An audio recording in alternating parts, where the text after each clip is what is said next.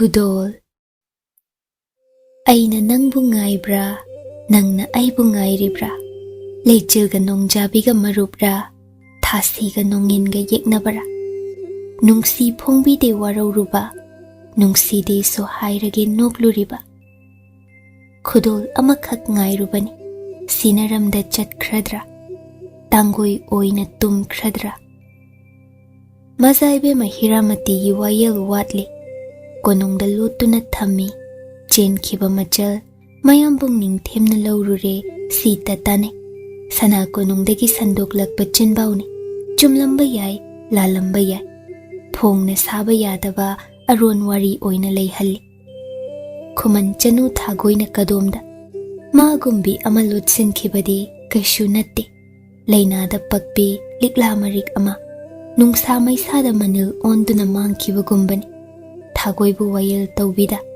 adumak manghanbi khragadra ngamdaba leitaba ningthemni korau adu pari pisak ngantana moirang pung panglakle matom tani mayambung Lanchenbana thabak ama tawramdaida watanaramu haikhiba mana tadre mana oihankhiba wathok oibana moirang ningthausu mana wayanarubatai oidaba ama haikhibagi makhongna thongna dandi lauba chatlibani ningthau macha oirabadi haikhiba wa ngakneido manai nubi hiyai nuna paudambadagi mazaibe mapetanga paudu takhre kuire ningai kanduna giri giri takliba mapabung ningthau apukpi leimada petanga gi ningaida moirang leibak thakha olaklaban leifam khangdraban parina mapa saklaba ningthau bu khurumle pau pumba moirang ningthau kharama khaidi mataredo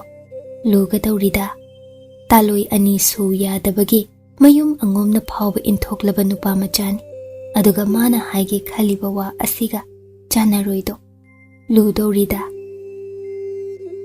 iningthau langjaruba nachada iraladu pinabiro thauna leida angomba ipana ngakpirabani nanginara matangna mafamna yadaduna nasanongna sumlangi haikhiba nangi oidaba adu kokpirabani adubu pari pisak tumin leingai hak ningthau pari matau kupthana yengbani wa amadi hainingido nangna yaroi haibashu khang adubu haidabadi yadredo takpiyudo iningthau nachada aigi amatta yawbi imom petanga asi nanga chawna luhungbige ningido ipana masi imom langlengi ningjabani nangbu kari hairibage nachabu ngakpiyudo ichal sakpi mabudi ichal makni nachana khanjeido aduni aina yaroi khangi hairiba phari adubu nasana yajaro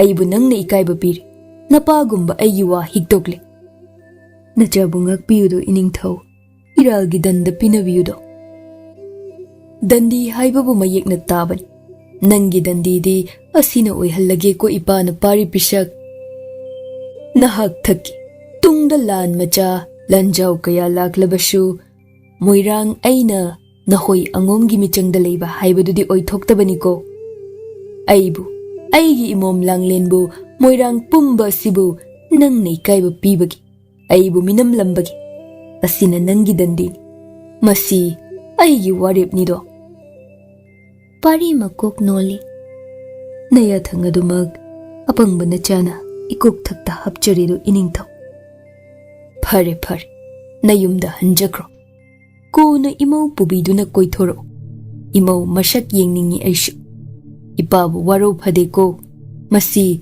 leibak niyam kanglun ahal oiraklaga nangsu khangjagani do nachana loina lanbani do ipaningthau nongma soidana namau pujaraktuna ipaningthau ima leimabu khurum jahangedo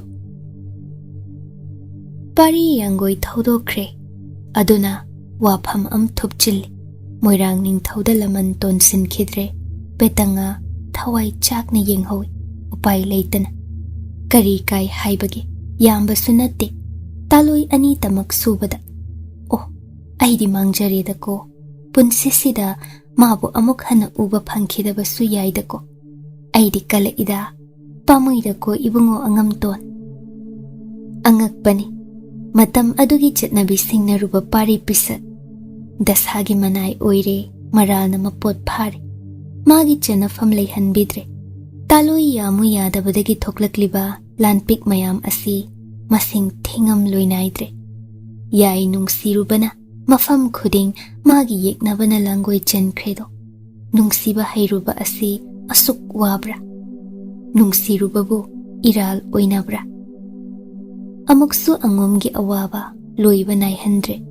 Kuman ningthauga wari sanakre mamom adu Lanchenbaga luhongba haina yanaki. Mapal thongdana luhongba manungdana rasniti. Sakti khomsinnaban. Adum taurabadi phongna angom kuman michang oire leibak mangda utpagumlaban. Adubu kuman ningthau mabuk ol. Haijakhibani pari pisaknadi. Thazaba yadaba kuman ningthauni. Mayambung makpu hattuna ningthau khubam munkhido adunge. Wa kok thaidoklaga kumanna angombu yakhide. Khazik pari pisak haktakta marai chaitharakpa ubada. Tung koina tinabada mangjaba lakani kiribra natraga chelibra. Kuman ningthauna mamom adu ningthemgi manau ibungo yubrasta woina sinakre pau tare. Khomdonbi chakna le. Angom ningthau nungsuk nungjane. Manau ibungoga kuman mazai bemagagi luhongba lepkre. Maduda ningthemgi khut yauramgani chingne. Adum kuman su ningthemgi michang oire. Luwang makhai su hanadagi ningthemga janai. Moirang su angom michang changlak loidaure. Angom madom tongan tare. Nongmagi mari aduk phatchilaktre. Ningthemgi chauraba sakti duna punsin angom asi ut onhanbada nongma pharoidawagi phibam. Lanchenba mathasai. Angom pumba nungda chuba medle. Aduk pendraba khomdonbi macha pari pisakta asuk pendre. Adubu munna khantharaba matungda haukrabadi haukre. Angam taluba mama mapa oiba mahoina sulanban. Pisak pikliba kandadi madi taloi amadagi heloi. Phagi oina haiduna talakchaba machabu namduna luhong hannaba sinkiba asi asoibani. Angam tanbana michang takledo. Langmai ningthau lausing thadaragle. Aduna khomdonbi wut themle. Khomdonbi munna khantharaduna macha pari pisakpu inthokpibadagi kaukhatpirage khal. Mana sakhankiba wasakni apokpin pumnamaktagi ihen henbi. Machagi wasak pap pumba kokpi haibin. Makokta amuktang nanthabi thamoi sengna kokpirabada haibirabada atai kiruningai leiroi. Khudakta lanmi thaduna paribu angom konungda puhallei. Asuk luraba tanja sida macha singbu punna thambatai. Pumnamakki mangda angom panganba macha anibo mangda thangdoklaga sakti adu uhanbatai. Mayamna kina hangoina lakpa sakti da noktaba angomni. Ningthem matomtana lamba yagadaba natte. Punsin kibagi upai leiruidabani angom matomtanadi. Langmai ningthauna macha anibu lengoli. Pari konung nungda yaurakpada ngairi. Mama mapana harau kausinbire. Khomdonbina wasak ngakhidaba macha pari pisaki pap kokpikre. Iyang jare masadu pari. Hema ukhong marumda mapuruiba matau yengjai. Mau ahumdu momon liba. Amarumda thoinu thaba harau jakhibasina atai khangde. Mapuruiba si amuk luhong khidra mipai manbana. Tumpham chafam khangda lenjaraklabani. Asumna matamdugi samasna nupigi awaba ubide. Sakti khakki hingi sakti gidamak cha thai. Langmai ningthau lausingbana macha kokhal laihal Lanchenbabu yamna luraba mathau amagidamak ching ningthau singi manakta lona thagadauri. Aronba ya lauroidaba khongchatni. Ningthemna samil phau phanghankhiba yaba natte. Khwaidagi thauraba thazaba Lanchenba manai lanmi kun khangatli. Lona watanay, pari pisaksu yawi watanaba. Mabu jaure, sagay ngakpada thaudang piba matam oire lepkhibagini. Tamda michang leitrabanina, chingi ningthau maru oiba singi manakta lona chattuna michang khomdaba yadrabani. Chingi sakti singna punsalakpada ningthemgi lamba paba araiba oigani. Masi langmai ningthauna khangbagi sinkhibanido. Sathiba chingburoi, ching ningthau singna onsinduna Lanchenba yai. Adugi lanmi loina hankhibani. Maru oiba khongchatsigi pandamdi michang khomba. Ching ningthau singbu thembani. Mapabung yathang kokthakta hap Lanchenba khongsankre ahing mamaida. Aronba lambida phimu setuna chatkhi. Thoinu thabada maru oiba wa khanghande. Suknatagi thabak amagi langphai chatpa tari. Sikhak mapuroibana hairammido. Matung inaba sungamda mipaibana di thamoi tanik tanik yenghauba natta kari upai leigani. Matang aduda parina mayambungi mahutsin angom ngakpa tari. Mabu saknaiba pham amadi paihandri. Adubu lona thau achauba makhaidi sinabiri. Matik chadabasu oidedo. Pisak pikliba kandagi totuna semlaklaba angam toni. Ngasidi yamna ngali. Luk haba luibada ngairi. Adubu parina magi yaibu sumlari. Hema ngakna asuk ngalibase haina. Karino luyumba nanaudi thabalase yingjaningido. Ngasi thasi nine yai. Tummoba nangbo. Asuk ngalina. Nganjasano. Tumthau yajakhiroyi nanaudi. Yahanganido aina. Mawong ama tawido ngasidi luyumba nang ase. Parigi pambomda hemamon khangnarui. Cheplapna mayoyna na hippani. Pari tapna makhut yettuna hemagi siyom nung mapada nali. Mumonduna. Imom langlen. Namagum na maramukpi oyuko. Luyumba. Imom oiroi haijakre. Icha pari oiganiye. Imom oiganido. Yengnasi. Pari ngasidi thamoidu tanik tanikni. Phibam chadraba angomsida mana leitrabadi kari oihogani. Mathada nokliba magi yai. Taibang phawdriba nawa asigi punsina kari oihogani. Mapa leitraba mago. Wajabatana masaruk oirabi magi yaina amuksu hanjinna kokngamlaroidaba awaba ama. Punsigi karamba chithahoba lamaida magi khongthangna soikhibano. Karamba aronba saku hodaba ithilna asum punsina langphai chatkibano. Semdokpada mathwaibu yoliba. Masagidi khande thawai oibi magidamakti hingning. Nokfet tawraga hairai. Thauna leyo yai. Awabana saruk henba miyoi punsin. Ai leitrabasu imomgidamak nang thauna leitaba yadabani nangdi. Hema pishum ani suktuna noklamba mang. Karino ngasidi onthokpa wangakta. Loyumba leitrabadi nanaudi leihoba ngamjaro. Chatkiba mafamduda natung adum. Yai. Paris. Aduguma fattaba wado haiganusi. Aina somlibase yarugaba nangbo. Ngasidi nganta tumtharuba. Hema ka hena khanjin khide uithakre uirum misna ani dumane potha haijarami. Aigi loyumbadi nahaktani. Hayengdi idhaw angom purilbu naja ase puru khurum halusi. Punsi nung sangba ni jahansi. Aduga loyumba nanaudi aigi thagoido amuktang di ujaning. Kaya di nungaire. Kasarda matam khara leminaruba. Mazai bemaduna kamdaukraba. Mabuk mapaw pahida masu. Thagoidubu kamdaukraban. Aidi magida makwaido. Phanaba ina loina shinke. Thagoibu asida purakpa yanaba shushiliban. Matam khara waraba shunga yudo yai. Aduga kauganuko. Nang thauna leitaba yadaban. Amuk mangak nontha changsinduna nungshina.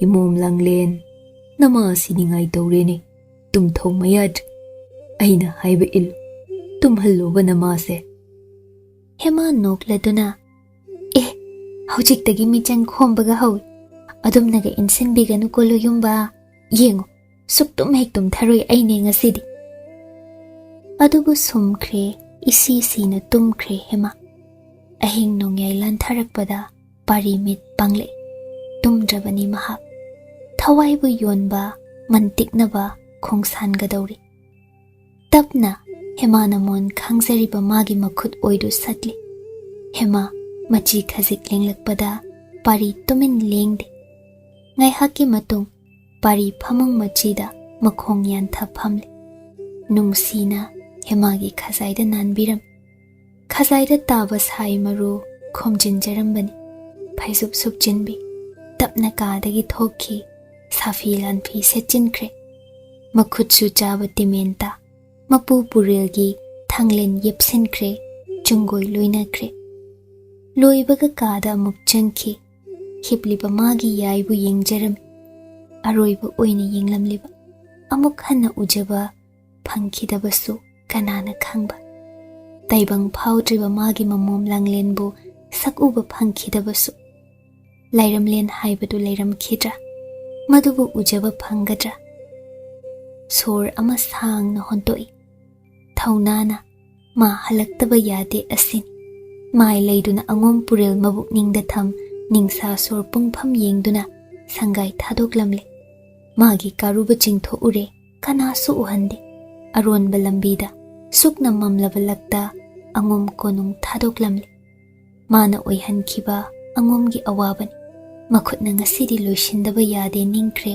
chap yungna sum yanggoi thaudarakpana langthabal chingmaning yausinkre mangjaunana konung lanmi kharana mabu ngairamle madom lakpa parini angom lanmi manai ama loina raktedo magi matau thembasu lapna leikre wa hainada lanmi singduna question yanggoi nungsitki mang thana thokre langthabal maning umangoi narak mungsong oina mi tanadaba mapham adu yausinkre matam adu ahing mamai athengbadani ngai hak leiradi amam angan sinaba matam oiragani leichana pana kupsili maikai khuding mongsong marakki lamhang apakpa adu yausinkre pe khanduna manai kharaga luinana magi yambung ningthemna mabu ngairamli mapham adu chaina pungni ningthem manau pari ngasi aroiba changyengnaba numitni amadi soidana tugadawri amadi soidana thawai thagadawri ngasi ayu pari karuba thaktagi phan chongtha masong phanna konung lanmi lakta madom lepi ningthem hogat laktuna lepi manau nakta changsin harau harau aniru lengone pari pisak nangna angang apamba mawong khanjawdo karamba sinsige chaina base pari na tapna yambung na pumna maki mapuni apambado nanau na shoidana yajagi pari shimadi kummudo nayumdana sanawda pawasi hairambra takthoklambre nangdi haijaramdi haingamdraduna adum lakjarabani angom kanada hairambagi aiga ngasi chainagani hainadi aronba chainabanido yambung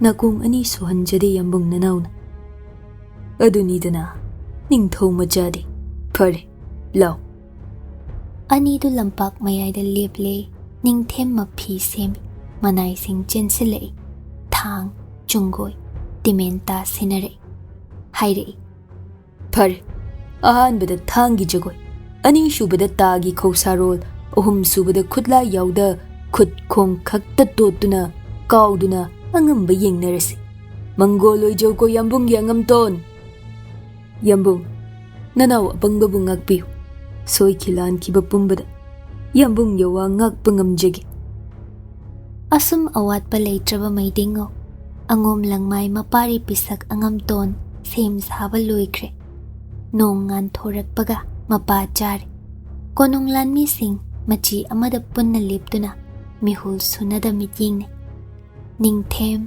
ꯊꯥꯡꯒꯤ ꯖꯒꯣꯏ ꯁꯥꯔꯛꯂꯦ ꯐꯅ ꯄꯨꯅ ꯉꯝꯂꯛꯇ꯭ꯔꯦ ꯄꯥꯔꯤ ꯃꯕꯨꯗꯧ ꯄꯨꯔꯦꯜ ꯃꯈꯨꯠꯁꯨ ꯊꯥꯡꯂꯦꯟ ꯃꯇꯤꯛ ꯃꯌꯥꯏ ꯑꯅꯤ ꯁꯨꯗꯕꯗ ꯑꯍꯨꯝꯂꯛ ꯃꯔꯥꯏꯕꯛ ꯀꯠ ꯊꯥꯡꯒꯤ ꯖꯒꯣꯏ ꯁꯥꯈ꯭ꯔꯦ ꯑꯊꯧꯕꯅꯤ ꯑꯗꯨꯅ ꯃꯩꯇ꯭ꯔꯕꯥꯛ ꯑꯁꯤ ꯇꯨꯝꯂꯗꯧꯕꯒꯤ ꯐꯤꯕꯝꯅꯤ ꯈꯪꯍꯧꯗꯦ ꯊꯥꯡꯍꯥꯏꯔꯣꯜꯂꯛꯇ ꯆꯥꯏꯅꯈ꯭ꯔꯦ ꯑꯃꯅ ꯌꯥꯟꯁꯤꯜꯂꯤ ꯑꯃꯅ ꯉꯥꯛꯏ ꯑꯃꯅ ꯌꯥꯡꯈꯠꯂꯤ ꯑꯃꯅ ꯍꯟꯇꯣꯛꯏ ꯑꯃꯅ ꯆꯪꯁꯤꯟꯈꯤ ꯑꯃꯅ ꯇꯨꯡꯍꯜꯂꯤ ꯑꯃꯅ ꯆꯣꯡꯁꯤꯜꯂꯤ ꯑꯃꯅ ꯇꯨꯊꯈꯤ ꯐꯨꯛ ꯍꯧꯒꯠ ꯆꯣꯡꯁꯤꯟꯈꯤꯕꯅ ꯍꯥꯜꯂꯤ ꯍꯦꯟꯅꯗ꯭ꯔꯦ ꯐꯅ ꯀꯨꯏꯅ ꯃꯇꯝ ꯑꯗꯨ ꯂꯥꯟꯃꯤꯁꯤꯡꯅ ꯄꯨꯡ ꯍꯣꯠꯂꯤ ꯑꯇꯤꯌꯥꯗ ꯀꯣꯔꯧ ꯁꯥꯐꯣꯡꯂꯛꯇ꯭ꯔꯤꯕ ꯃꯇꯝꯗꯒꯤ ꯆꯥꯏꯅꯔꯛꯄꯅꯤ ꯑꯗꯨꯕꯨ ꯀꯣꯔꯧꯅ ꯏꯁꯥꯒꯤ ꯃꯔꯦꯞ ꯊꯥꯈꯥꯏ ꯑꯃ ꯋꯥꯡꯅ ꯊꯣꯛꯂꯛꯂꯐꯥꯎ ꯑꯔꯣꯏꯕ ꯊꯥꯡꯍꯥꯏ ꯀꯅꯥꯅ ꯍꯥꯏꯈꯤ ꯈꯪꯅꯗ꯭ꯔꯦ ꯆꯣꯛꯊꯕ ꯂꯩꯇꯦ ꯑꯊꯧꯕ ꯑꯅꯤ ꯑꯃꯅ ꯂꯩꯕꯥꯛꯀꯤ ꯃꯄꯨ ꯁꯛꯇꯤꯒꯤꯗꯃꯛ ꯂꯥꯟꯊꯦꯡꯂꯤꯕ ꯑꯃꯅ ꯁꯥꯒꯩꯒꯤ ꯃꯄꯥꯔꯤꯅꯤ ꯅꯨꯡꯁꯤꯕꯒꯤ ꯁꯥꯒꯩꯒꯤꯗꯃꯛ ꯂꯥꯟꯊꯦꯡꯂꯤꯕ ꯅꯤꯡꯊꯦꯝꯅ ꯃꯅꯥꯎ ꯃꯊꯕꯥꯛꯇ ꯍꯩꯅ ꯁꯤꯡꯅ ꯊꯥꯡꯍꯥꯏꯂꯛꯇ ꯃꯤꯀꯨꯞ ꯑꯃ ꯍꯦꯟꯖꯤꯟꯈꯤꯗꯨꯅ ꯃꯈꯣꯡꯕꯥꯛꯅ ꯀꯥꯎꯊꯈꯤ ꯄꯥꯔꯤ ꯇꯨꯡ ꯍꯟꯅ ꯆꯠꯂꯤ ꯇꯥꯟꯖꯥꯗꯨꯗ ꯅꯤꯡꯊꯦꯝꯅ ꯂꯥꯎꯗꯨꯅ ꯆꯣꯡꯁꯤꯟ ꯊꯥꯡꯅ ꯄꯨꯂꯞ ꯌꯥꯟꯊꯩ ꯄꯥꯔꯤ ꯃꯨꯛꯇꯨꯅ ꯃꯈꯨꯠꯁꯨ ꯊꯥꯡꯌꯥꯅ ꯃꯌꯥꯝꯕꯨꯡ ꯊꯥꯡꯌꯥ ꯉꯥꯛꯂꯤ ꯑꯃꯅ ꯉꯝꯖꯕꯤ ꯊꯥꯗꯨꯅ ꯉꯛꯁꯝ ꯃꯄꯥꯗ ꯊꯥꯡ ꯅꯝꯊꯩ ꯑꯃꯅ ꯊꯥꯡ ꯉꯥꯛꯏ ꯏ ꯅꯥꯏ ꯉꯥꯛꯅꯤ ꯃꯁꯥꯁꯤꯡ ꯊꯥꯡꯌꯥꯅ ꯁꯣꯛꯄꯒꯤ ꯅꯤꯡꯊꯦꯝ ꯉꯪꯗꯨꯅ ꯊꯥꯡꯗꯨ ꯁꯨꯝ ꯅꯝꯊ ꯉꯝꯂꯕꯗꯤ ꯉꯛꯆꯧꯗꯣ ꯑꯩꯒꯤ ꯊꯥꯡꯌꯥ ꯂꯝꯍꯦꯟꯕ ꯉꯣꯝ ꯃꯆꯥ ꯏꯅꯥꯎꯅ ꯌꯦꯡꯕꯤꯗꯨꯅ ꯋꯥꯍꯥꯏꯕꯗꯤ ꯌꯥꯗ꯭ꯔꯕꯗꯤ ꯆꯠꯆꯔꯣ ꯅꯄꯨ ꯑꯉꯣꯝ ꯄꯨꯔꯦꯜꯅ ꯅꯪꯕꯨ ꯉꯥꯏꯔꯦꯗꯣ ꯄꯥꯔꯤꯁꯨ ꯂꯥꯎꯗꯨꯅ ꯊꯥꯡꯗꯨ ꯏꯟꯈꯠꯂꯤ ꯉꯪꯗꯨꯅ ꯄꯥꯎꯈꯨꯝ ꯑꯃ ꯏꯙꯧ ꯄꯨꯔꯦꯜꯒꯤ ꯃꯈꯨꯠꯁꯨ ꯊꯥꯡꯌꯥ ꯃꯥꯡꯗ ꯀꯅꯥꯁꯨ ꯃꯤ ꯂꯥꯏ ꯂꯦꯞꯄ ꯉꯝꯂꯣꯏ ꯎꯠꯂꯝꯂꯒꯦꯗꯣ ꯌꯥꯝꯕꯨꯡ ꯁꯤ ꯍꯥꯏ ꯃꯁꯥ ꯄꯨꯂꯞ ꯐꯨꯒꯠ ꯐꯨꯛ ꯍꯧꯒꯠꯂꯛꯄꯅꯤ ꯅꯤꯡꯊꯦꯝꯒꯤ ꯄꯥꯡꯒꯜꯗꯒꯤ ꯃꯅꯥꯎ ꯄꯥꯡꯒꯜꯅ ꯍꯦꯟꯈ꯭ꯔꯕꯣꯏ ꯅꯤꯡꯊꯧ ꯄꯥꯏꯈꯠꯇꯨꯅ ꯇꯥꯔꯦ ꯂꯩꯃꯥꯏꯗ ꯃꯇꯥꯡꯗꯨꯗ ꯅꯣꯡꯁꯥꯒꯨꯝꯂꯕ ꯄꯥꯔꯤꯅ ꯆꯣꯡꯁꯤꯟꯈꯤꯗꯨꯅ ꯃꯌꯥꯝꯕꯨ ꯉꯛꯁꯝꯗ ꯊꯥꯡꯌꯥꯅ ꯅꯝꯈ꯭ꯔꯦ ꯃꯌꯥꯗꯒꯤ ꯏꯋꯣ ꯅꯣꯛꯇꯨꯅ ꯍꯥꯏꯔꯛꯏ ꯈꯨꯠꯂꯥꯏ ꯊꯥꯗꯣꯛꯄꯤꯔꯣꯗꯣ ꯌꯥꯝꯕꯨꯡ ꯅꯅꯥꯎꯅ ꯑꯍꯥꯟꯕ ꯆꯥꯏꯅꯕ ꯉꯝꯖꯔꯦ ꯅꯤꯡꯊꯦꯝ ꯆꯥꯛꯅ ꯌꯦꯡꯂꯛꯏ ꯃꯈꯨꯠꯁꯨ ꯊꯥꯡꯂꯦꯟ ꯃꯅꯥꯛꯇꯒꯤ ꯂꯥꯞꯅ ꯄꯥꯏꯊꯣꯛꯇꯨꯅ ꯇꯥꯔꯝꯂꯤ ꯃꯉꯛ ꯁꯝꯗꯅ ꯑꯉꯣꯝꯒꯤ ꯊꯥꯡ ꯄꯥꯔꯤꯅ ꯉꯝꯂꯦ ꯈꯪꯖꯔꯦ ꯄꯥꯔꯤ ꯍꯧꯒꯠꯂꯤ ꯁꯣꯔ ꯐꯨꯏꯅ ꯍꯣꯜꯂꯤ ꯑꯍꯥꯟꯕ ꯆꯥꯏꯅꯕꯗꯤ ꯄꯥꯡꯒꯜ ꯇꯪꯈꯥꯏ ꯑꯃ ꯃꯌꯦꯡ ꯇꯥꯅꯈ꯭ꯔꯦ ꯑꯅꯤꯃꯛ ꯅꯤꯡꯊꯦꯝ ꯍꯟꯗꯦ ꯅꯣꯛꯂꯗꯨꯅ ꯂꯥꯎꯏ ꯑꯅꯤꯁꯨꯕ ꯇꯤꯃꯦꯟꯇ ꯆꯥꯏꯅꯕꯒꯤ ꯁꯦꯝ ꯁꯥꯖꯧ ꯄꯥꯔꯤ ꯄꯤꯁꯛ ꯐꯒꯅꯤꯗꯣ ꯌꯥꯝꯕꯨꯡ ꯍꯟꯗꯛ ꯊꯥꯡ ꯆꯥꯏꯅꯕ ꯑꯁꯤꯗ ꯄꯥꯔꯤꯅ ꯉꯝꯂꯕꯅꯤ ꯃꯥꯅ ꯆꯥꯏꯅꯕ ꯑꯁꯤ ꯃꯥꯏ ꯄꯥꯛꯂꯒꯅꯤ ꯃꯌꯨꯝꯗ ꯃꯥꯒꯤ ꯌꯥꯏꯅꯥꯛꯇ ꯍꯟꯈꯤꯕ ꯐꯪꯒꯅꯤ ꯃꯌꯥꯝꯕꯨꯡꯕꯨ ꯃꯥꯅ ꯍꯥꯠꯀꯦ ꯈꯟꯗꯦ ꯋꯥꯔꯣꯏꯁꯤꯟ ꯑꯃ ꯄꯨꯔꯛꯄ ꯄꯥꯝꯃꯤ ꯂꯩꯕꯥꯛ ꯃꯄꯨ ꯃꯩꯗꯤꯡꯉꯨꯁꯤ ꯂꯥꯜꯂꯤ ꯈꯪꯍꯟꯕꯗꯨ ꯈꯛ ꯄꯥꯝꯕꯅꯤ ꯅꯤꯡꯊꯦꯝꯒꯤ ꯑꯄꯥꯝꯕꯅ ꯄꯥꯔꯤꯕꯨ ꯃꯈꯨꯠꯅ ꯍꯥꯠꯄ ꯑꯁꯤꯈꯛꯅꯤ ꯈꯨꯠꯁꯨ ꯊꯥꯡꯂꯦꯟ ꯅꯥꯀꯜꯗ ꯊꯝꯂꯦ ꯄꯥꯔꯤ ꯑꯃꯨꯛꯁꯨ ꯃꯥꯒꯤ ꯈꯨꯠꯄꯥꯏ ꯇꯤꯃꯦꯟꯇ ꯃꯔꯥꯏꯕꯛ ꯀꯠꯅ ꯆꯥꯏꯅꯄꯨꯡ ꯃꯌꯥꯏꯗ ꯆꯪꯁꯤꯟꯈ꯭ꯔꯦ ꯅꯤꯡꯊꯦꯝꯅ ꯃꯥꯒꯤ ꯊꯧꯔꯕ ꯃꯕꯨꯙꯧꯒꯤ ꯇꯤꯃꯦꯟꯇ ꯄꯥꯏꯈ꯭ꯔꯦ ꯆꯦꯠꯅ ꯍꯥꯏꯅꯩ ꯇꯤꯃꯦꯟꯇ ꯑꯗꯨꯒꯤ ꯂꯝꯕꯥ ꯂꯩꯇꯦ ꯃꯩꯇ꯭ꯔꯕꯥꯛ ꯑꯁꯤꯗ ꯀꯅꯥꯁꯨ ꯂꯦꯞꯄ ꯉꯝꯗꯦ ꯅꯤꯡꯊꯦꯝ ꯇꯤꯃꯦꯟ ꯃꯥꯡꯗ ꯄꯥꯔꯤꯅ ꯍꯥꯟꯅ ꯇꯥ ꯈꯧꯁꯥꯕ ꯍꯧꯈ꯭ꯔꯦ ꯃꯇꯧꯅꯦ ꯐꯤꯚꯝꯅꯦ ꯃꯨꯔꯇꯤꯅꯦ ꯁꯅꯥ ꯀꯣꯅꯨꯡ ꯂꯥꯟꯃꯤ ꯄꯨꯝꯕ ꯃꯌꯥ ꯀꯥꯔꯦ ꯅꯤꯡꯊꯦꯝ ꯇꯥ ꯈꯧꯁꯥꯈ꯭ꯔꯦ ꯂꯝꯄꯥꯛꯇꯨꯒꯤ ꯃꯥꯌꯣꯛꯅꯕ ꯉꯝꯈꯩꯗ ꯃꯥꯏ ꯑꯣꯟꯁꯤꯟꯅ ꯄꯥꯔꯤ ꯅꯤꯡꯊꯦꯝ ꯂꯥꯞꯅ ꯂꯥꯞꯅ ꯂꯦꯞꯅꯈ꯭ꯔꯦ ꯑꯗꯨꯛ ꯆꯥꯎꯕ ꯂꯥꯟꯃꯤ ꯀꯛꯆꯦꯡꯃꯨꯛ ꯆꯥꯎꯅ ꯉꯝꯈꯩ ꯑꯅꯤꯗꯨꯗꯒꯤ ꯎꯅꯩ ꯑꯗꯨꯗꯒꯤ ꯇꯤꯃꯦꯟꯇꯥ ꯂꯪꯅꯗꯨꯅ ꯑꯁꯣꯛꯄ ꯑꯄꯥꯟꯕ ꯃꯤꯗꯨꯅ ꯃꯥꯏꯊꯤꯕ ꯁꯛꯀꯅꯤ ꯀꯅꯥꯅ ꯍꯥꯟꯅ ꯇꯤꯃꯦꯟ ꯂꯪꯒꯅꯤ ꯅꯤꯡꯊꯦꯝꯅ ꯍꯧꯅ ꯂꯥꯎꯔꯛꯏ ꯄꯥꯔꯤ ꯄꯤꯁꯛ ꯈꯨꯗꯣꯡ ꯆꯥꯕꯁꯤ ꯂꯧꯖꯧꯗꯣ ꯌꯥꯝꯕꯨꯡꯗ ꯍꯥꯟꯅ ꯇꯤꯃꯦꯟ ꯂꯪꯖꯧ ꯅꯪꯅ ꯏꯈꯥꯒꯤ ꯑꯉꯥꯡꯅꯤꯗꯣ ꯐꯒꯅꯤ ꯌꯥꯝꯕꯨꯡꯕꯨ ꯁꯦꯝ ꯁꯥꯅꯈ꯭ꯔꯦ ꯄꯥꯔꯤ ꯁꯣꯔ ꯊꯤꯡꯒꯠꯇꯨꯅ ꯉꯝꯈꯩꯗꯒꯤ ꯃꯇꯦꯛ ꯑꯃ ꯆꯦꯟꯁꯤꯟ ꯃꯥꯌꯣꯛꯅꯕꯗ ꯂꯥꯞꯅ ꯂꯦꯞꯂꯤꯕ ꯃꯌꯥꯝꯕꯨꯡ ꯇꯝꯅ ꯇꯤꯃꯦꯟ ꯍꯨꯟꯈ꯭ꯔꯦ ꯁꯅꯥ ꯅꯨꯡꯁꯤꯠꯀꯤ ꯃꯥꯡ ꯊꯥꯅ ꯄꯥꯏꯈꯤ ꯅꯤꯡꯊꯦꯝ ꯃꯁꯥꯔꯣꯝꯗ ꯄꯥꯏꯔꯛꯂꯤꯕ ꯇꯤꯃꯦꯟ ꯑꯗꯨ ꯎꯏ ꯃꯆꯤ ꯂꯦꯡꯗꯦ ꯅꯣꯛꯂꯤ ꯃꯈꯧ ꯄꯣꯡꯅ ꯃꯃꯥꯡꯃꯛꯇꯗ ꯇꯤꯃꯦꯟ ꯑꯗꯨ ꯇꯥꯈ꯭ꯔꯦ, ꯁꯣꯛꯍꯧꯗ꯭ꯔꯦ ꯄꯜꯍꯧꯗ꯭ꯔꯦ꯫ ꯃꯁꯤ ꯅꯤꯌꯝꯅꯤ꯫ ꯇꯤꯃꯦꯟ ꯄꯥꯏꯔꯛꯄꯗ ꯂꯦꯞꯂꯤꯕ ꯃꯐꯝꯗꯒꯤ ꯂꯦꯡꯐꯗꯦ꯫ ꯇꯤꯃꯦꯟꯅ ꯁꯣꯛꯂꯕ ꯌꯨꯡꯂꯕꯗꯤ ꯃꯥꯏꯊꯤꯕꯅꯤ꯫ ꯁꯣꯛꯇ꯭ꯔꯦꯗꯣ ꯄꯥꯔꯤ ꯄꯤꯁꯛ, ꯆꯨꯝꯅ ꯂꯦꯞꯄꯨ, ꯌꯥꯝꯕꯨꯡꯒꯤ ꯇꯤꯃꯦꯟꯒꯤ ꯁꯛꯇꯤ ꯌꯦꯡꯖꯔꯣꯀꯣ꯫ ꯃꯈꯥ ꯆꯤꯛꯈ꯭ꯔꯦ ꯅꯤꯡꯊꯦꯝ, ꯃꯈꯨꯠꯅ ꯋꯥꯡꯅ ꯊꯥꯡꯒꯠ, ꯃꯙꯧ ꯇꯤꯃꯦꯟ ꯆꯦꯠꯅ ꯄꯥꯏꯈ꯭ꯔꯦ, ꯂꯥꯎꯗꯨꯅ ꯆꯦꯟꯗꯨꯅ ꯍꯨꯟꯈ꯭ꯔꯦ꯫ ꯄꯥꯔꯤ ꯃꯩꯕ꯭ꯔꯥ ꯍꯧꯔꯕꯒꯨꯝ ꯁꯥꯍꯨꯝ ꯀꯟꯅ ꯃꯥꯔꯣꯝꯗ ꯄꯥꯏꯁꯤꯜꯂꯛꯂꯤꯕ ꯇꯤꯃꯦꯟꯗꯨꯗ ꯃꯨꯟꯅ ꯌꯦꯡ, ꯃꯆꯤ ꯂꯦꯡꯗꯦ꯫ ꯃꯤꯀꯨꯞꯇꯨꯗ ꯅꯤꯡꯁꯤꯡꯂꯛꯏ ꯁꯪꯒꯥꯏꯗ ꯃꯥꯅ ꯂꯧꯅꯝ ꯇꯧꯗꯨꯅ ꯁꯨꯝꯕꯤꯔꯝꯕꯤ ꯃꯥꯒꯤ ꯌꯥꯏ꯫ ꯇꯤꯃꯦꯟ ꯑꯗꯨ ꯃꯥꯒꯤ ꯅꯥꯀꯜꯗ ꯆꯨꯛ ꯌꯨꯡꯈꯤ꯫ ꯃꯁꯥꯗꯔ ꯌꯦꯡꯂꯨꯏ, ꯑꯗꯨꯕꯨ ꯂꯩꯃꯥꯏ ꯊꯛꯇ ꯑꯣꯏꯔꯝꯂꯦ꯫ ꯀꯣꯅꯨꯡ ꯂꯥꯟꯃꯤ ꯑꯃ ꯆꯦꯟꯁꯤꯟꯗꯨꯅ ꯂꯦꯞꯂꯤꯕ ꯃꯥꯕꯨ ꯌꯦꯡꯂꯔꯦ, ꯎꯔꯦ꯫ ꯇꯤꯃꯦꯟꯅ ꯄꯥꯔꯤ ꯁꯥꯃꯨ ꯍꯛꯆꯥꯡ ꯁꯣꯛꯂꯝꯗ꯭ꯔꯦ, ꯑꯗꯨꯕꯨ ꯂꯤꯠꯂꯤꯕ ꯃꯥꯒꯤ ꯐꯨꯔꯤꯠꯀꯤ ꯃꯆꯦꯠ ꯑꯃ ꯇꯤꯃꯦꯟꯅ ꯈꯦꯠꯇꯨꯅ ꯄꯨꯛꯅꯣꯠꯀꯤ ꯎꯟꯁꯥ ꯍꯨꯕꯥꯠꯂꯝꯕ꯫ ꯂꯥꯎꯈꯤ, ಶ್ರೀಜುꯠನ ಮಾಯಿ ಪಾಕ್ಲೆ, ಶ್ರೀಜುꯠನ ಮಾಯಿ ಪಾಕ್ಲೆ. ꯁꯥꯐꯤ ꯂꯥꯟꯐꯤꯗ ꯑꯣꯏꯔꯣ, ꯈꯖꯤꯛꯈꯛ ꯁꯥꯃꯨ ꯍꯛꯆꯥꯡꯗ ꯈꯦꯠꯇꯨꯅ ꯆꯠꯄ ꯑꯣꯏꯔꯣ, ꯃꯗꯨꯅ ꯑꯉꯝꯕ ꯁꯛꯅꯩꯗꯣ꯫ ꯅꯤꯡꯊꯦꯝꯅ ꯑꯅꯤꯁꯨꯕ ꯆꯥꯏꯅꯕ ꯑꯗꯨ ꯃꯥꯏ ꯄꯥꯛꯂꯦ꯫ ꯍꯧꯖꯤꯛ ꯑꯃꯃꯝ ꯉꯝꯅꯔꯦ꯫ ꯑꯔꯣꯏꯕ ꯆꯥꯏꯅꯕ ꯃꯇꯝ ꯑꯣꯏꯔꯛꯂꯦ꯫ ꯑꯅꯤꯗꯨ ꯂꯝꯄꯥꯛ ꯌꯥꯏꯗ ꯆꯪꯁꯤꯟꯈ꯭ꯔꯦ꯫ ꯅꯤꯡꯊꯦꯝꯅ ꯑꯔꯣꯏꯕ ꯑꯣꯏꯅ ꯃꯈꯣꯏ ꯑꯅꯤꯇ ꯂꯩꯔꯕ ꯃꯇꯝꯗ ꯄꯥꯃꯨꯅ ꯃꯅꯥꯎꯗ ꯌꯦꯡꯗꯨꯅ ꯅꯥꯁꯣꯟꯅ ꯍꯥꯏꯔꯛꯏ, ꯄꯥꯔꯤ ꯄꯤꯁꯛ, ꯑꯔꯣꯏꯕꯗ ꯀꯅꯥꯅ ꯄꯖꯦꯜ ꯐꯤꯔꯥꯜ ꯄꯥꯏꯗꯨꯅ ꯍꯟꯈꯤꯒꯅꯤ ꯅꯁꯥꯅ ꯈꯪꯂꯕ? ꯂꯝ ꯍꯦꯟꯒꯅꯨ, ꯅꯁꯥꯅ ꯌꯥꯔꯣ꯫ ꯑꯩꯒꯤ ꯑꯄꯥꯝꯕꯗꯨ ꯏꯐꯝꯗ ꯁꯤꯟꯅꯔꯣꯅꯦ꯫ ꯄꯥꯔꯤ ꯅꯣꯛꯂꯗꯨꯅ, ꯌꯥꯝꯕꯨꯡꯒꯤ ꯑꯄꯥꯝꯕꯗꯤ ꯑꯉꯣꯝ ꯇꯥꯡꯕꯜ ꯑꯁꯤꯕꯨꯔꯗꯣ? ꯅꯠꯇꯦ, ꯅꯪꯒꯤ ꯇꯥꯡꯕꯜ ꯑꯩꯅ ꯃꯤꯍꯧꯗꯦꯗꯣ꯫ ꯑꯍꯦꯟꯕ ꯃꯩꯇ꯭ꯔꯕꯥꯛꯀꯤ ꯃꯄꯥꯅꯤ, ꯅꯪꯅ ꯍꯦꯟꯅ ꯈꯪꯂꯤꯒꯅꯤ꯫ ꯑꯩꯅ ꯅꯐꯝꯗꯒꯤ ꯀꯔꯤ ꯄꯥꯝꯕ ꯑꯩꯕꯨ ꯏꯆꯤꯜꯅ ꯍꯩꯍꯟꯒꯅꯨꯅꯦ ꯄꯥꯔꯤ ꯄꯤꯁꯛ꯫ ꯌꯥꯝꯕꯨꯡꯕꯨ ꯅꯅꯥꯎꯗ ꯁꯦꯡꯅ ꯇꯥꯛꯄꯤꯌꯨꯗꯣ꯫ ꯄꯥꯔꯤ ꯄꯤꯁꯛ, ꯈꯨꯃꯟ ꯆꯅꯨꯕꯨ ꯏꯐꯝꯗ ꯁꯤꯟꯅꯔꯣ, ꯂꯥꯟ ꯑꯁꯤ ꯂꯦꯞꯂꯁꯤꯅꯦ꯫ ꯄꯥꯔꯤ ꯊꯥꯖꯗ ꯅꯥꯀꯜꯗ ꯃꯥꯏ ꯂꯩꯊꯣꯛ ꯃꯇꯤꯜ ꯁꯤꯠꯂꯤ꯫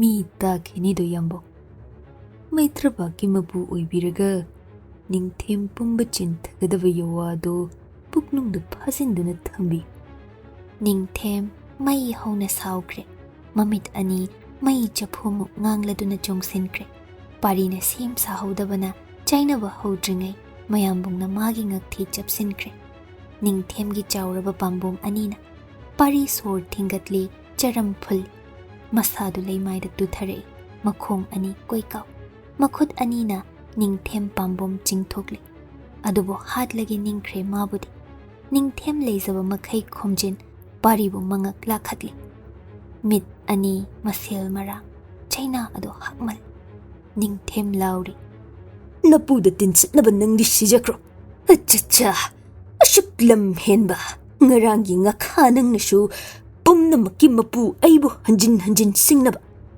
ꯅꯕꯨꯗꯧ ꯄꯨꯔꯦꯜ ꯃꯅꯥꯛꯇ ꯆꯠꯆꯔꯣꯗ ꯂꯝꯍꯦꯟꯕ꯫ ꯌꯦꯡꯉꯨ ꯌꯦꯡꯉꯨ, ꯑꯔꯣꯏꯕ ꯃꯤꯀꯨꯞꯇ ꯅꯃꯤꯠꯇ ꯀꯅꯥ ꯎꯏ? ꯌꯦꯡꯉꯨꯗ ꯍꯩ, ꯅꯪꯕꯨ ꯍꯧꯖꯤꯛꯃꯛ ꯅꯊ꯭ꯋꯥꯏ ꯂꯧꯕ ꯉꯝꯗ꯭ꯔꯕ ꯑꯩꯁꯤ ꯅꯤꯡꯊꯦꯝꯆꯥ ꯏꯁꯦꯡ ꯅꯠꯇꯦ ꯁꯔꯤꯁꯣ꯫ ꯎꯕ꯭ꯔꯥ? ꯉꯝꯕ꯭ꯔꯥ ꯌꯦꯡꯖꯧ, ꯅꯪꯒꯤ ꯇꯝꯐꯥ ꯌꯥꯏ꯫ ꯇꯥꯏꯕꯪ ꯐꯥꯎꯗ꯭ꯔꯤꯕ ꯅꯆꯥ ꯑꯗꯨꯁꯨ ꯍꯥꯠꯀꯅꯤ꯫ ꯂꯝꯍꯦꯟꯕꯤ ꯈꯨꯃꯟ ꯆꯅꯨꯕꯨꯅ ꯏꯅꯥꯛꯇ ꯃꯤꯅꯥꯏ ꯅꯨꯕꯤ ꯑꯣꯏꯍꯟ ꯂꯥꯏꯐꯤꯗꯤꯕꯤꯒꯨꯝ ꯏꯈꯨꯠ ꯄꯦꯟꯅ ꯁꯥꯟꯅꯒꯅꯤꯗꯣ꯫ ꯃꯁꯤ ꯅꯤꯡꯊꯦꯝ ꯑꯩꯒꯤ ꯂꯦꯡꯗ꯭ꯔꯕ ꯋꯥꯁꯛꯅꯤ꯫ ꯅꯤꯡꯊꯦꯝ ꯄꯥꯝꯕꯣꯝ ꯑꯀꯟꯕ ꯑꯅꯤꯅ ꯄꯥꯔꯤ ꯉꯛꯁꯝ ꯂꯥꯈꯠꯂꯤ, ꯂꯥꯈꯠꯂꯤ꯫ ꯃꯤꯀꯨꯞ ꯈꯔꯒꯤ ꯃꯇꯨꯡ ꯄꯥꯔꯤ ꯑꯁꯤꯕꯒꯨꯝ ꯂꯩꯃꯥꯏ ꯊꯛꯇ ꯇꯥꯗꯨꯅ ꯂꯩ꯫ ꯅꯤꯡꯊꯦꯝꯅ ꯂꯥꯎꯔꯛꯏ ꯌꯥꯊꯪ ꯑꯃ꯫ ꯃꯩ ꯍꯧꯅ ꯁꯥꯎ, ꯈꯦꯛꯅ ꯈꯦꯛꯅ ꯅꯣꯛꯂꯤ꯫ ꯍꯩ, ꯀꯣꯝꯖꯥꯎ ꯑꯃ ꯊꯨꯅ ꯇꯧ, ꯊꯨꯅ ꯇꯧꯀꯣ ꯀꯣꯝꯖꯥꯎ ꯑꯃ꯫ ꯃꯅꯥꯏ ꯂꯥꯟꯃꯤ ꯃꯌꯥꯝꯅ ꯆꯥꯎꯔꯕ ꯀꯣꯝꯖꯥꯎ ꯑꯃ ꯇꯧꯈꯤ꯫ ꯅꯤꯡꯊꯦꯝꯅ ꯇꯥꯗꯨꯅ ꯂꯩꯔꯤꯕ ꯄꯥꯔꯤꯕꯨ ꯁꯥ ꯉꯥ ꯆꯤꯡꯕꯒꯨꯝ ꯂꯩꯇꯨꯝ ꯂꯩꯀꯥꯏ ꯃꯔꯛꯇ ꯁꯣꯔꯣ ꯁꯣꯔꯣ ꯆꯤꯡꯗꯨꯅ ꯄꯨꯈꯤ꯫ ꯃꯅꯥꯏꯁꯤꯡ ꯃꯇꯧꯗꯨꯗ ꯃꯇꯨ ꯆꯨꯡꯅ ꯌꯦꯡꯅꯩ꯫ ꯀꯣꯝꯖꯥꯎꯗꯨꯗ ꯄꯥꯔꯤꯕꯨ ꯏꯟꯊꯈꯤ꯫ ꯅꯤꯡꯊꯦꯝ ꯅꯤꯡꯈꯥꯡ ꯐꯝꯊꯔꯛꯏ, ꯃꯈꯧ ꯄꯣꯡꯅ ꯅꯣꯛꯂꯤ꯫ ꯃꯥꯒꯤ ꯇꯝꯊꯤꯔꯕ ꯃꯤꯅꯣꯛꯈꯣꯜꯅ ꯑꯇꯤꯌꯥ ꯄꯨꯝꯕ ꯅꯤꯜꯂꯕꯒꯨꯝꯅ꯫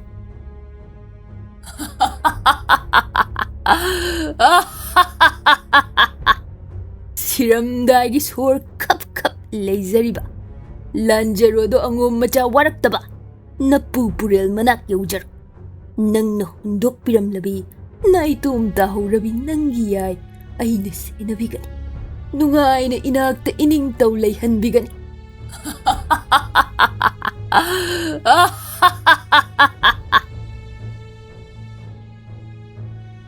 ꯅꯤꯡꯊꯦꯝꯅ ꯈꯨꯗꯣꯝꯕꯤ ꯊꯥꯡꯒꯠ ꯏꯪꯒꯤꯠ ꯇꯧꯔꯤ꯫ ꯃꯅꯥꯏ ꯃꯌꯥꯝ ꯆꯦꯟꯁꯤꯜꯂꯛꯇꯨꯅ ꯀꯣꯝ ꯃꯅꯨꯡꯗ ꯂꯩꯕꯥꯛ ꯈꯣꯝꯖꯤꯜꯂꯤ꯫ ꯄꯥꯔꯤ ꯋꯥꯅ ꯃꯃꯤꯠ ꯑꯅꯤ ꯄꯥꯡ ꯌꯦꯡꯂꯛꯏ, ꯑꯇꯩ ꯀꯅꯥ ꯎꯗꯦ꯫ ꯎꯏ ꯃꯃꯣꯟ ꯅꯣꯛꯄꯤ ꯁꯛꯇꯝ ꯅꯨꯡꯁꯤꯕꯤ ꯑꯃꯇꯪ꯫ ꯃꯥꯒꯤ ꯌꯥꯏꯕꯨ ꯑꯔꯣꯏꯕ ꯃꯤꯀꯨꯞ ꯑꯗꯨꯗꯁꯨ ꯀꯥꯎꯈꯤꯗꯦꯀꯣ꯫ ꯃꯁꯥ ꯄꯨꯝꯕ ꯂꯩꯕꯥꯛ ꯃꯅꯨꯡꯗ ꯐꯨꯝꯖꯤꯟꯈ꯭ꯔꯦ꯫